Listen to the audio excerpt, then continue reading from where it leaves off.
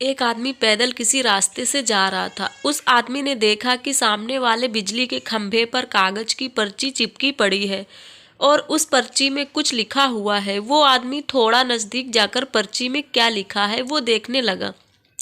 उस कागज की पर्ची में लिखा था, कल इस रास्ते से गुजरते वक्त मेरे 100 रुपए कहीं गिर गए थे। मेरे 100 रुपए मिले तो इस पते पर पहुंचा देना। पर्ची में उसका एड्रेस भी लिखा हुआ था। आदमी को ये पर्ची पढ़कर उस एड्रेस पे जाने का मन करने लगा। वो आदमी उस एड्रेस पे जाने के लिए आगे बढ़ने लगा। उस एड्रेस पे जाकर आदमी ने देखा कि वहां पर एक झोपड़ी है। आदमी ने बाहर से आवाज लगाई तो उस झोपड़ी में से एक वृद्ध औरत लाठी के सहारे बाहर आने लगी।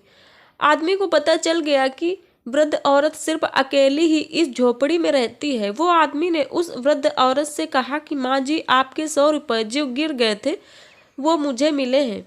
ये रहे आपके 100 रुपए।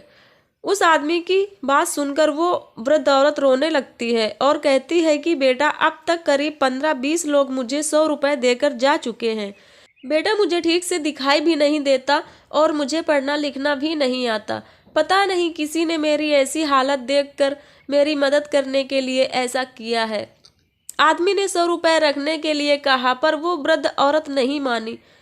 आदमी के बहुत आग्रह करने के बाद आखिर में वो वृद्ध औरत मान जाती है, लेकिन वो उस आदमी से कहती है कि तुम जाते वक्त वो पर्ची वहां से फाड़ कर फेंक देना। मुझे पता नहीं कि किसने मेरे पे तरस खाकर ऐसा किया है। आदमी ने कहा, माँ जी, आप इस बात की फिक्र मत करना, मैं वो पर्ची फाड़ दूंगा। अब वो आदमी उस वृद्ध औरत के घर से निकल जाता है। थोड़ी देर चलने के बाद उस आदमी ने सोचा कि आखिर मुझसे पहले आए हुए उन 15-20 लोगों को भी इस माँ जी ने वो पर्ची फाड़ने को कहा होगा, लेकिन उनमें से किसी ने भी पर्ची को नहीं फाड़ा, तो फिर मैं क्यों फाड़ दूं? वो आदमी उस पर्ची को बिना फाड़े ही वहां से चला जाता है। उस आदमी के मन में उस व्यक्ति के लिए बहुत ही आदर और सम्मान था जिसने ये तरीका ढूंढा था और उस जरूरतमंद वृद्ध औरत की मदद की थी। तो ये थी कहानी।